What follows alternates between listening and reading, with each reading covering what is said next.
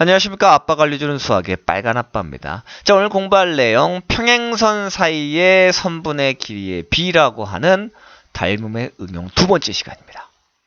자, 평행선 사이의 선분의 길이의 b는 우리 지난 시간에 배웠던 삼각형에서 선분의 길이의 b와 매우 밀접한 관계가 있습니다. 그래서 우리 지난 시간에 배웠던 내용을 잠깐만 복습해 보면 이런 겁니다. 지난 시간에는 이와 같은 삼각형이 있을 때 이 변과 평행한 선분을 이렇게 하나 그었을 때 일어날 수 있는 일을 했죠. 즉 지난 시간에 배웠던 내용은 삼각형에서 평행선이 존재한다면 이거고요. 자, 오늘 이 시간에 공부하려고 하는 내용은 뭐냐면 말 그대로 세 개의 직선, 세 개 이상의 직선이 있는데 이 세 개 이상의 직선이 어떤 관계냐면 실제로 평행한 관계였어요. 이게 지난 시간에 공부했던 52강 내용이었다면 오늘 시간에 공부할 내용은 53강입니다. 52강이나 53강이나 공통점은 평행선이 존재한다는 건데 차이점이라고 하면 52강은 삼각형에서 평행선이 존재하는 거고요. 53강은 그냥 평행선이 존재하는 겁니다. 그런데 오늘 공부하려고 하는 이 내용은 지난 시간에 공부했던 내용에서 대단히 중요한 식을 하나 이용해서 합니다. 바로 뭐냐?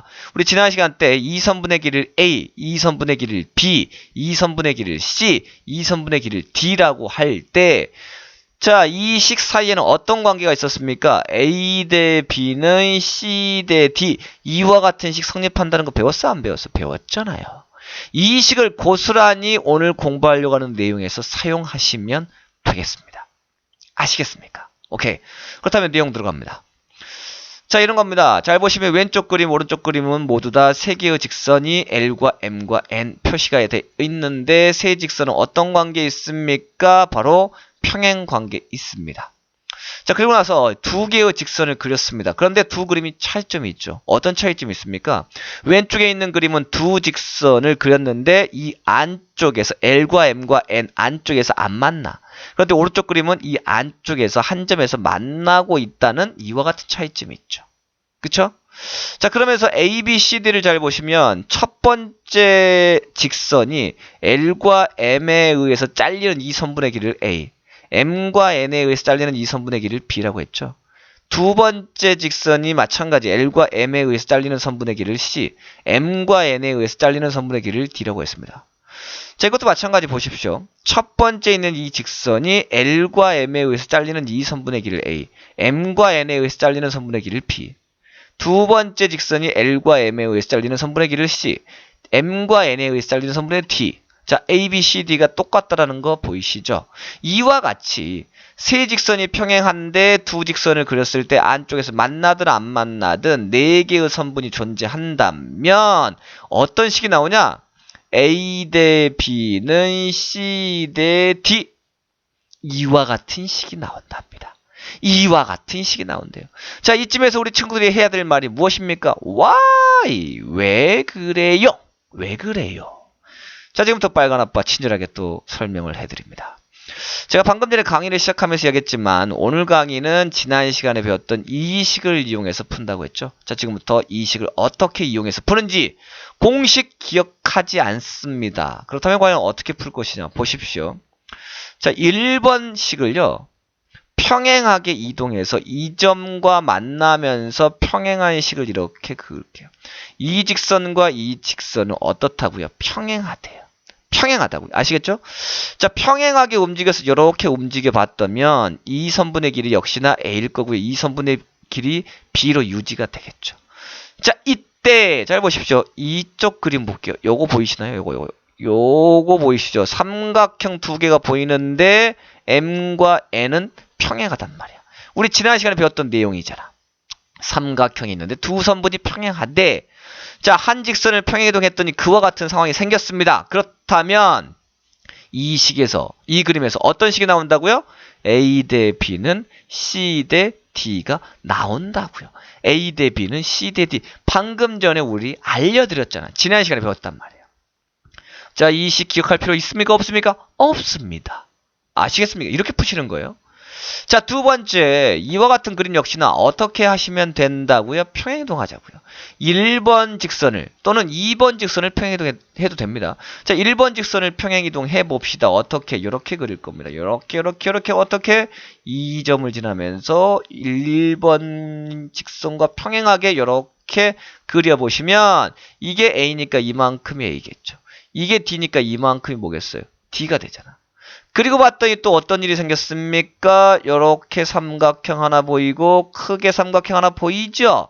보이죠? 이게 C고 이게 D란 말이야. 아, 이거 B죠, B. Sorry. B죠, B. 그쵸? 그러면 어떤 일이 생깁니까? 이것 대 이거. C 대 D는 A 대 B. A 대 B. 요렇게 나오죠? C 대 D는 A 대 B. A 대 B는 C 대 D. 똑같단 말이야. 2번 그림이 약간 헷갈리다? 그러면 1번을 움직이지 말고 2번을 움직이면 더 좋아.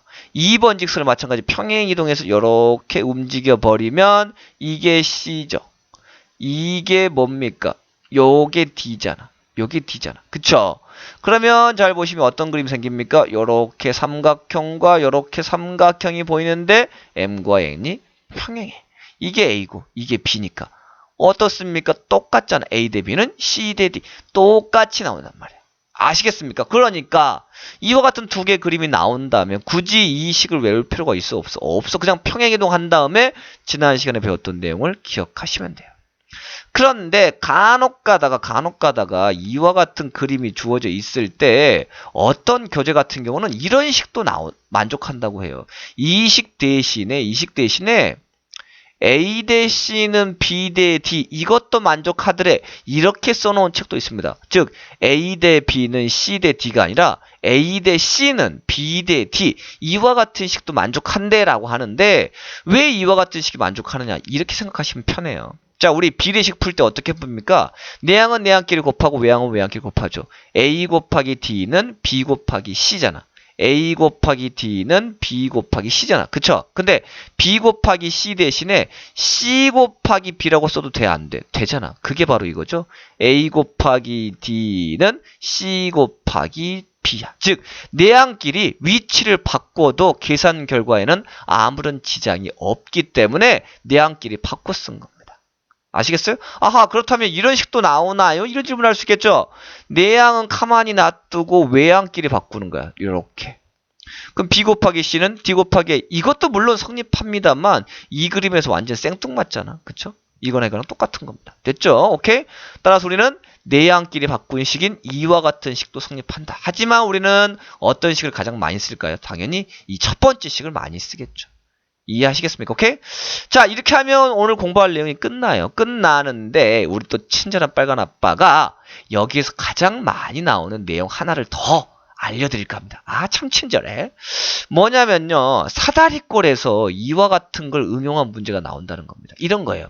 자, 다음과 같은 AD와 BC와 EF가 평행한 사다리꼴이 있어.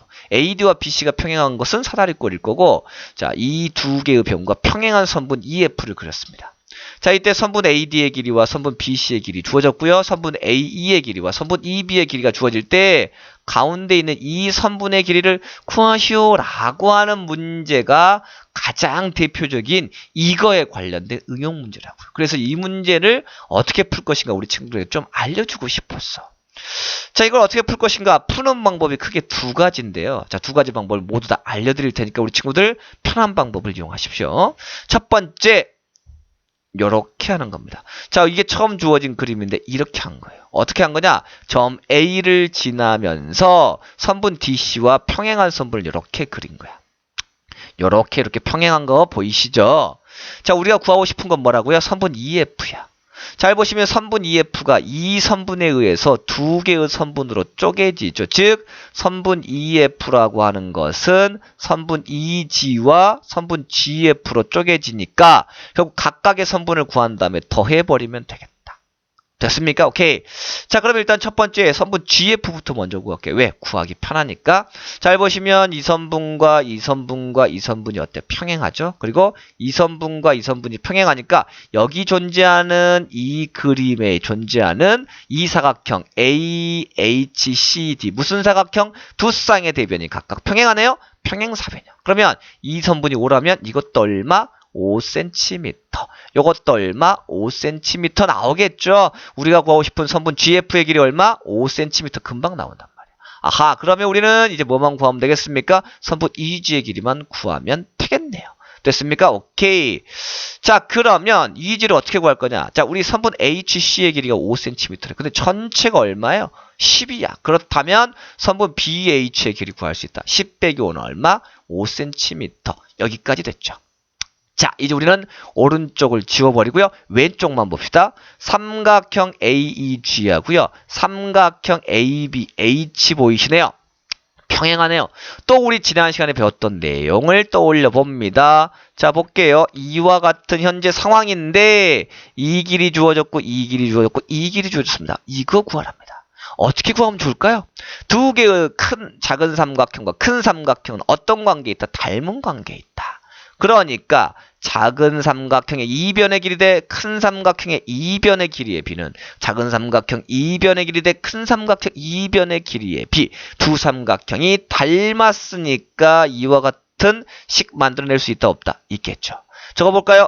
3대 전체 얼마? 3 더하기 2에서 5는 자, 선분 EG의 길이 대 전체 삼각형 5가 되겠네요. 자, 이 식을 풀면 선분 EG의 길이 나온다 안 나온다? 나온다라는 거죠. 되셨습니까? 잘 보시면 뒤에 있는 항이 5니까 앞에 있는 항이 당연히 얼마여야 되겠습니까? 3이어야 되겠죠. 우리가 굳이 내항은 내항끼리 외항은 외항끼리 곱하지 않더라도 EG의 길이가 얼마다? 3이다. 금방 알 수가 있겠네요. 따라서 우리가 구하고 싶은 선분 EF의 길이는 3 더하기 5에서 얼마?